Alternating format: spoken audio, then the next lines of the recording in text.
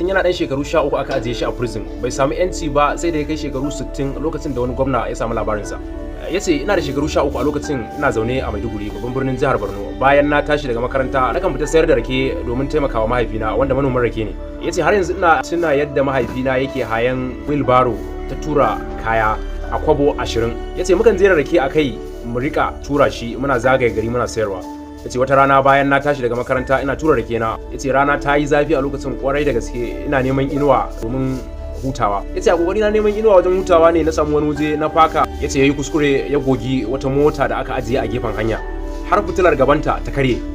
Yace tsoro ya kama ni nayi tunanin guduwa a lokacin amma zuciyarsa ta hana shi. Sai yace na tsaya a wajen na kusan minti 30 ina jiran mai motar. Ban san cewa mai motar yana cikin masallacin da ke kusa yana yin sallah ba. Yace har zuwa wannan lokacin yana rike da fitilar da ta karye a hannunsa. Mai motar yana zuwa maimakon ya saurare shi sai ya fara dukansa. Mutane suka yi ta kokarin shiga tsakani amma ya ciro bindiga yayi barazanar harbe su. Yace haka ya tura kiyarsa cikin motar nan ya nufi ofishin yan sanda kai tsaye. A nan ne yace ya gane cewa shi ma dan sanda ne. Ya umarci jami'ansa su kulle shi a cikin cell suka bi umarninsa kuwa. Yace nan ya kwana a can ba tare da ma an bashi abinci ba. Da safe lokacin da gari ya waye aka raba musu dan karamin biredi suka raba a tsakanin su. Yace da misalin karfe 10 na safe washe gari wani dan sanda ya tambaya yace wane ne ya tsara wannan yaron? Wata mata ta amsa masa tace oga ne yace a ajiye shi anan. Sai kuwa wani abokin aikinsa ya ce masa wane ne kai da zaka yi tambaya akan umarnin oga? Yace muna nan mako ya wuce sati biyu wata daya. Yace har na fara tambayar kaina shin mutumin nan ya manta da ni ne ko kuma yaya? Yace na yi kokarin magana da jami'an da ke bakin aiki amma babu wanda ya saurare shi. Yace ina dan shekaru 13 kacal ina kuka kowace rana ba dare kuma babu rana. Ina ɗanɗanar ɗacin rayuwa tun ina karami. Yace bayan wata daya wasu jami'ai suka tattara su suka kai su kotu. Amma kotun bata zauna a ranar ba sai jami'in yace a kai su gidan yari a ajiye su a matsayin masu jiran shari'a. Yace haka kuwa aka kai mu gidan yarin Maiduguri. Shekara guda ta wuce yana jiran shari'a daga baya aka mayar da shi sashen wanki. Bayan shekara 2 aka sauya masa wuri daga Maiduguri zuwa wani wurin daban. Yace ban ma san inda aka kai ni ba. Yace sai wani fursuna ne ya faɗa masa cewa ai nan Bauchi aka kawo ka. Yace a lokacin ina dan shekaru 15 kacal. Yace baka taba sanin lokacin da za su sauya maka gidan yari. Da safe kawai za su tashe ka su saka ka a mota kawai sai wata jihar. Yace daga nan ne aka ci gaba da kai ni gidajen yari na gabas da yamma tamkar jami'in gwamnati da ake canza masa wurin aiki. Gidan yari na ƙarshe kafin a dawo da shi arewa shine Ibadan.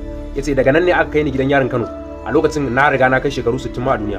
Yace saboda tsabar tsufana a gidan yarin har mutane ma suka fara kirana da baba, duk mutanen gidan yarin suka fara kiransa da baba. Yace ya zama sananne sosai amma babu wanda ya yarda da labarinsa domin a gidan yari mutane suna daukar kowa a matsayin kawai mai laifi ne. Yace sai bayan na cika shekaru 60 nan ne sai Allah ya tuna da ni. Wata rana gwamna ya ziyarci gidan yarin. A ƙarshen wa'adinsa na shekaru 8 yayin da yake zagayawa idanunsa suka sauka a kaina. Gwamnan nan yayi tambaya yace baba zo nan shekara nawa kake da ita kuma me ya kawo ka gidan nan? Hawaye koyi kwaranyo daga idanuna kamar yadda ya bayyana.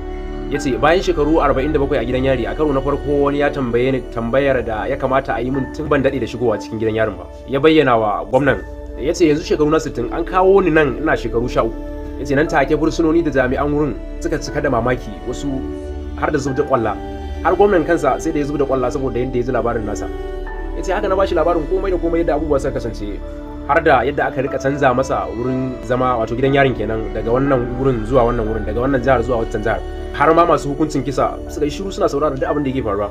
Daga nan ne sai gwamnan ya umarci da a fara bincike akan yadda labarin nasa ya kasance. A nan ne a lokacin da ake bincike aka binciko aka gano cewa wannan dan sandan da ya sa aka kulle shi a sel yace har ya zama sarki mutum mai daraja. Aka dauke shi a cikin mota har zuwa fadarsa yana sanye da kayan gidan yari. Masu gadi sun so ya canza kayan jikinsa domin a lokacin suna tunanin zai fuskanci sarki mai daraja ya kamata a ce ya sauya kayayyakin da suke cikinsa amma waɗanda suka kai shi suka ce a'a ya je da wannan kayan da suke cikinsa. Yace da shigar su fadar suka yi ido hudu da sarki. Bayan sarki ya ji labarinsa sai ya tuna abin da ya faru sai kuwa ya sunkuyar da kansa ƙasa ya tambayi wanda suka kawo shi shin anya ko Allah zai taba gafarta min wannan laifin. Wannan tsoho kuwa ya kalli idan mai martaba ya ce mutane masu kuɗi suna tunanin kuɗi shine komai amma ba haka bane. Ka kwace min kuruciyata, ka lalata min makomata, ka kwace rayuwata. Na rasa iyali na gaba daya, ban san inda mahaifiyata da mahaifina suke ba, yan uwana gaba daya ban san ina suke ba, ban san kuma yaya labarin su yake ba. Na zama kamar bako a duniya.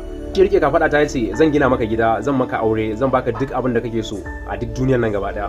Yace sai ko nace masa bana buƙatar gida kuma bana buƙatar wata mata. Rayuwata ta zama ta gidan yari kuma ya zama rayuwata. Yace a wannan shekarun wata iriyar rayuwa zan sake farawa ta yara ko ta aure. Sun koyar da kansa. Sai nace masa a duniya da lahira ba zan taba yafe maka ba. Yace ɗaya daga cikin masu gadin sa yayi kokarin buguna da bulala amma aka tare shi. Bayan na gama magana kuwa sai na fice daga fadarsa na fito waje ina jiran waɗanda suka kawo ni su fito. daga baya aka bani afuwa aka sake ni. Gwamna ko ya taimake ni sosai har ma ya bude mini karamin shagon kayan masarufi domin in rika dogaro da kaina. Yace yau ina cike da shekaru 78 ina raye kuma ina cikin farin ciki.